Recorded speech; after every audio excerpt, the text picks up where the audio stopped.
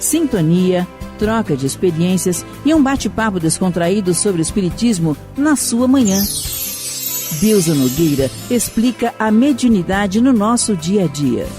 Começa agora, na sua Rádio Rio de Janeiro, o programa Conversando sobre Mediunidade. Queridos amigos ouvintes da Rádio Rio de Janeiro, meu nome é Deusa Nogueira e estamos nós conversando sobre a mediunidade. E agora nós voltaremos à obra Desobsessão, no seu capítulo 34, Manifestação do Enfermo Espiritual. Na verdade, é o 39º programa acerca dessa obra que tem nos ajudado tanto, né? A conversarmos, a trocarmos um pouco acerca da mediunidade, acerca do fenômeno mediúnico, desse trabalho maravilhoso que é o trabalho presencial, né? E a gente vai trabalhando assim, ajustando a esses tempos novos em que a gente vai voltando, as casas abrindo, né? Alguma resistência de alguns médiuns achando que ainda não é tempo de voltar, e as direções da casa, tanto as administrativas quanto as mediúnicas, procurando acalmar, pacificar esses aspectos. Então nós temos aqui, bem interessante para nós, o trato, né, quanto à chegada do companheiro. E é muito legal que não se fala obsessor, é o enfermo espiritual, né? É o 3º capítulo, o 3º item.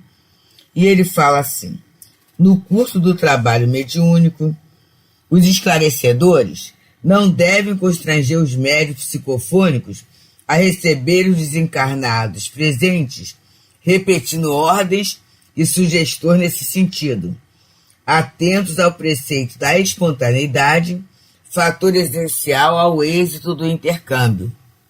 E Kardec, em O Livro dos Médiuns, ele fala, né, sobre essa beleza que é a manifestação espontânea, sem sugestão. Porque essa sugestão, ela pode, em alguns casos, causar até constrangimento ao próprio médium. E, meus amigos, médium não é máquina, embora as duas palavras comecem com a letra M, né? Médium é um ser sensível como o outro, e a nossa sensibilidade ainda é algo flutuante.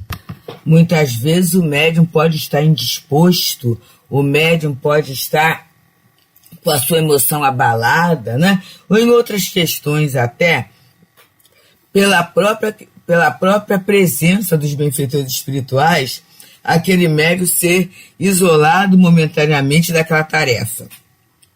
Quando a gente estuda o Livro dos Médiuns, falando em perda e suspensão da mediunidade, no capítulo 17, parte 2ª, não é? Da formação dos médiuns, nem sempre esta perda ela será em função de um mau uso. Muitas vezes é uma questão da saúde da pessoa, e outras vezes os próprios benfeitores espirituais dão uma pausa, né? Tem um mecanismo de pausar, vamos dizer assim, para que o médium reflita acerca das mensagens recebidas, e muitas vezes reflita até quanto a sua participação, a sua forma de participação na tarefa mediúnica. Então, gente, sempre espontaneidade, né? Em alguns locais, na nossa casa, na casa de Leon Denis, o trabalho é feito pela evocação do endereço. Então é feita a evocação do endereço e os espíritos que estiverem presentes se apresentam, né? Mas nunca assim sugerindo o médium tal, né? Se concentra e receba o espírito tal, porque isso pode causar uma situação, como já falamos anteriormente, difícil para o médium e para o próprio grupo. Então, é o preceito da espontaneidade. E aí ele continua a falar desse comportamento a partir da manifestação desse enfermo espiritual. Ele diz: os esclarecedores permitirão aos espíritos sofredores que se exprimam pelos médios psicofônicos tanto quanto possível, em matéria de desinibição ou desabafo, desde que a integridade dos médiuns e a dignidade do recinto sejam respeitadas, considerando, porém, que as manifestações devem obedecer às disciplinas de tempo. E continua nosso André falando. Os esclarecedores permitirão aos espíritos sofredores que se exprimam pelos médios psicofônicos, em matéria de desinibição ou desabafo. E aí a gente começa a pensar, e hoje mesmo nós conversávamos sobre isso. A questão dos smartphones, essa facilidade que a gente tem de ficar perto com quem está longe, de uma intimidade que muitas vezes a educação fica esquecida. Então as pessoas conversam coisas pessoais, questões íntimas, através de um celular, e com o vocabulário que usariam normalmente. Aí é mais sério. E muitas vezes o vocabulário nem sempre é adequado. Aqui, quando se fala que o médium ele é esse ponto de apoio para que a espiritualidade se comunica, ele é ponto de apoio, meus amigos, ele não é ponto de confusão. Então ele vai falar com a espontaneidade possível, mas respeitando a dignidade do recinto. Então, amigos nossos espirituais, sofridos, têm um vocabulário inadequado. E aí compete ao médium filtrar esse vocabulário. Compete ao médium, transmitir o sentimento, o pensamento do espírito, mas sem passar a palavra, que muitas vezes é agressiva ao ambiente, Ela não está de acordo com a dignidade cristã. E uma outra questão também é a disciplina de horário. A gente tem espíritos faladores, mas alguns de nós também médiuns somos faladores, A gente gosta de falar, gosta de conversar. Isso faz com que muitas vezes, primeiro, o trabalho fique monopolizado. É só através daquele médium que é falado e só é atendido através daquele médium. Não é saudável. E segundo, a questão do tempo, a questão do horário, A gente sabe que em qualquer setor organizado há esse cuidado na utilização do tempo. Então, por que é que na casa espírita, no socorro espiritual, vai ser de uma forma diferente? Então, essa questão da gente estar de olho no tempo é interessante. É uma das tarefas do diretor, do administrador do grupo, Ficar observando isso para que não haja um desgaste demasiado, porque o contato com a dor vai ocasionar um desgaste fluídico e para que também não haja até a deserção de companheiros da tarefa, porque a pessoa tem ônibus, tem transporte, muitas vezes tem compromissos após a reunião. E se é uma reunião que sempre se estende, acaba o colaborador não podendo participar mais. Meus irmãos, isso não quer dizer que muitas vezes uma reunião ou outra, num atendimento ou outro, o horário passa um pouquinho, É o bom senso, Naquele momento houve necessidade de um diálogo maior, em algumas situações, até dependendo da quantidade de atendimentos que é feito, Porque se é uma única evocação, o trabalho vai se processar de uma forma, mas às vezes não é uma única, são algumas evocações, a gente tem que ver como é que vai se gastar, como é que vai se utilizar esse tempo, Então, uma vez ou outra que aconteça uma saidinha 3, 4, 5 minutos, a gente compreende. Agora, aqueles grupos que sempre acabam atrasados, vamos começar a observar o trabalho para no autoconhecimento. Será que eu sou uma pessoa pontual? Será que eu gosto de seguir regras? Eu sou obediente às regras? Eu sou uma pessoa respeitosa com o tempo do outro? Tudo isso, meus amigos, são pontos a serem pensados e ponderados. E ele continua trazendo para nós assim. Os médiuns, sejam eles esclarecedores ou psicofônicos, sustentarão o máximo cuidado para não prejudicarem as atividades espirituais que lhes competem. Então, a gente está vendo aqui o entendimento, né, da necessidade de se ser um bom médium. Não é só ser aquele que está passando a mensagem, mas é aquele que, além de estar passando a mensagem, ele está contribuindo para o crescimento da tarefa, né? E contribuindo para o seu próprio aprendizagem, para o seu próprio processo de entendimento da vida. O alargamento, então, é cultura, porque a gente vai ter contato com espíritos em realidades diferenciadas, que vivem realidades diferenciadas, que muitas vezes a gente nem pensa que aquele fato pudesse acontecer.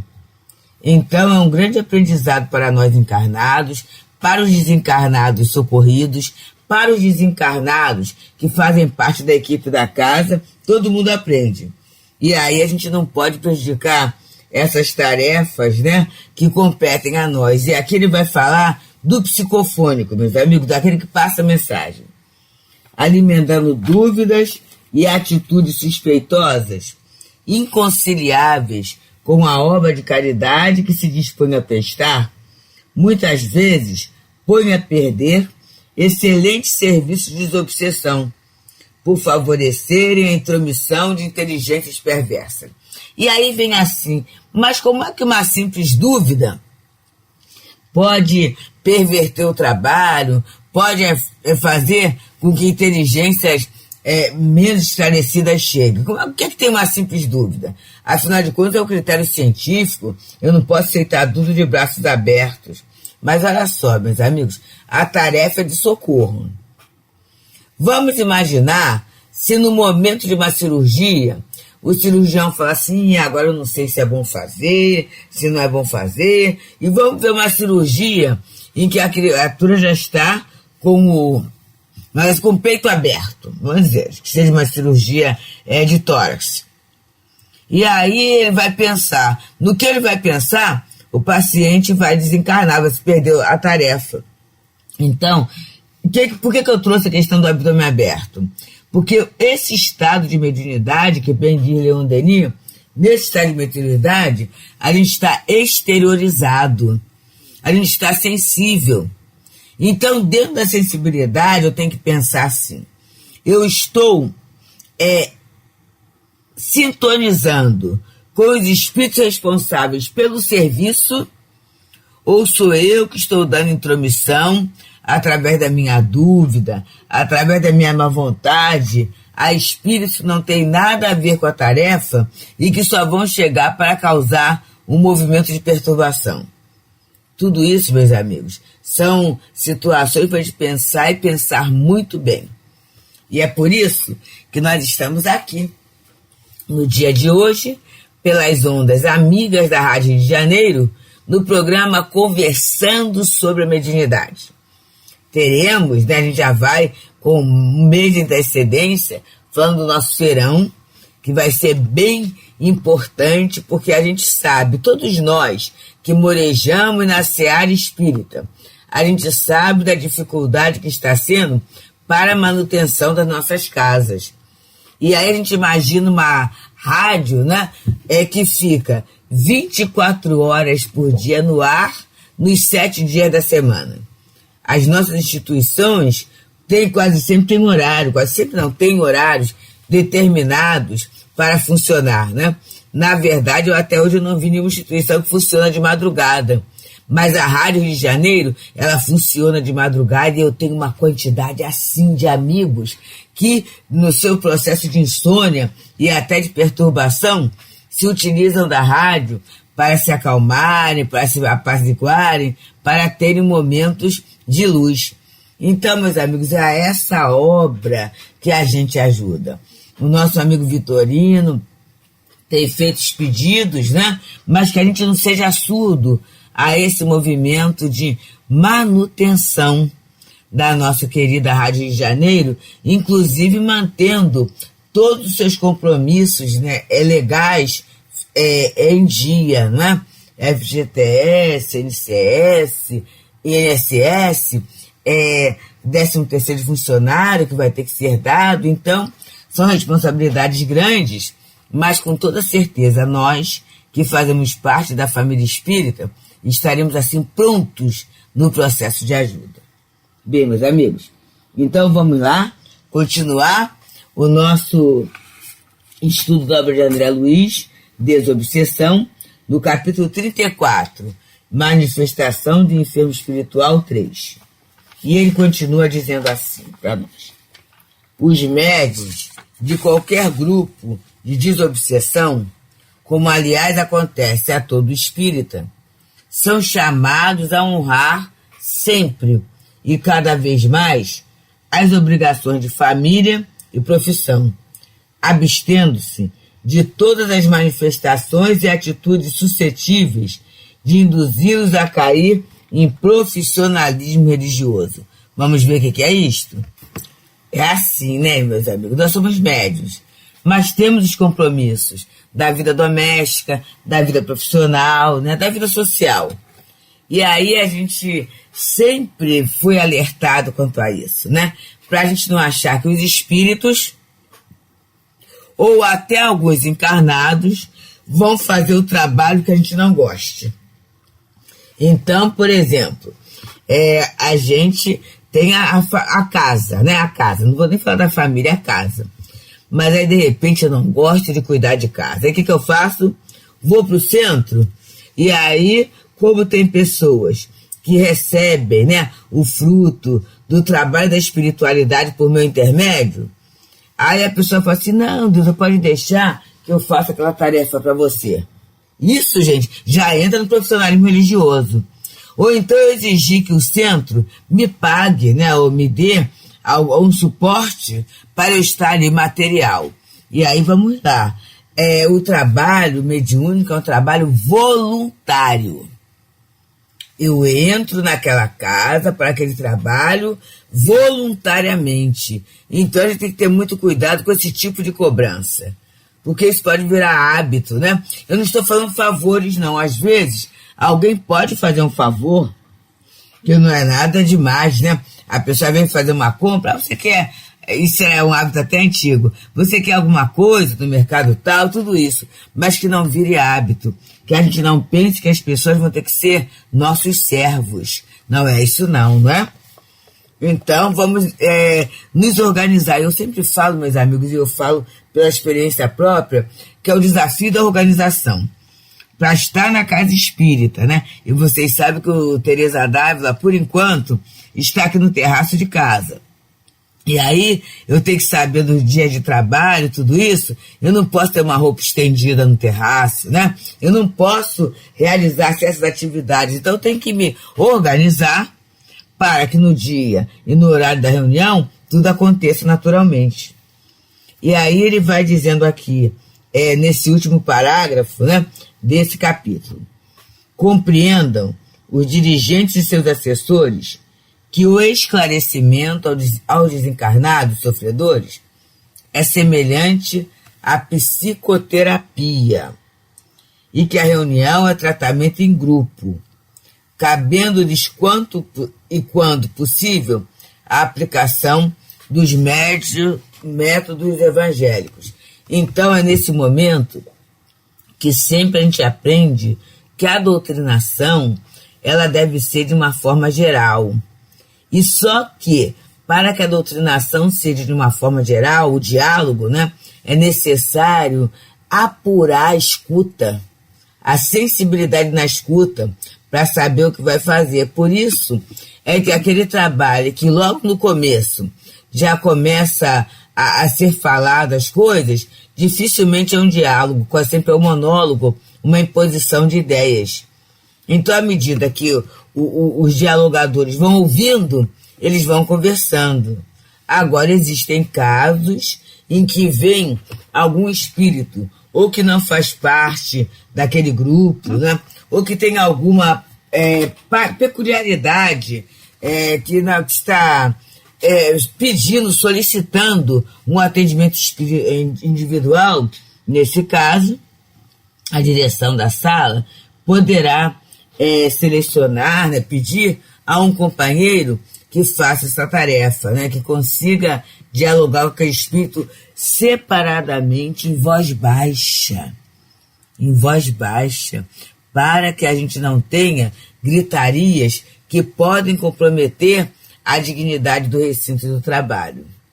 E aí André Luiz vai continuando assim, observando ainda que a parte essencial no entendimento é atingir o centro de interesse do espírito, preso a ideias fixas, para que se lhes descongestione o campo mental. Devem abster-se desse modo de qualquer discurso ou divagação desnecessária, porque muitas vezes quem está dialogando, a pessoa acha que tem que passar todos os princípios espíritas para aquele espírito que chega naquele momento, e olha a questão mágica, e que a passagem desse conteúdo vai mudar todo o quadro.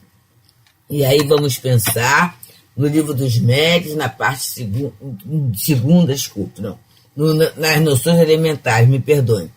Ele começa com o capítulo Há Espíritos, ou Existem Espíritos, e ele fala, e eu trago muito esse conteúdo porque é para nós. Ele diz que a dificuldade da compreensão e da aceitação do fenômeno mediúnico prende-se à ignorância acerca da própria natureza, do que é o espírito. E ele diz, quem são os espíritos? São as almas dos homens. Então, os espíritos que chegam à reunião mediúnica, eles também são as almas dos homens. E aí vamos pensar como é que funciona essa questão de alma dos homens. Meus amigos, eu tenho certeza que todos nós assistimos milhões de reuniões, né? Milhões é exagero, né? Muitas reuniões espíritas, lives, lemos livros, revistas, periódicos, ouvimos na Rádio Rio de Janeiro, né? Mas quer dizer que a gente não tenha nenhuma dificuldade? Quer dizer que o conteúdo que é trazido é prontamente assimilado? A gente sabe que a verdade não é essa. Não é? O conteúdo é trazido. A gente já tem, assim, a referência e muitas vezes a gente fala assim, meu Deus do céu, por que eu fiz isso? Ou por que eu deixei de fazer aquilo?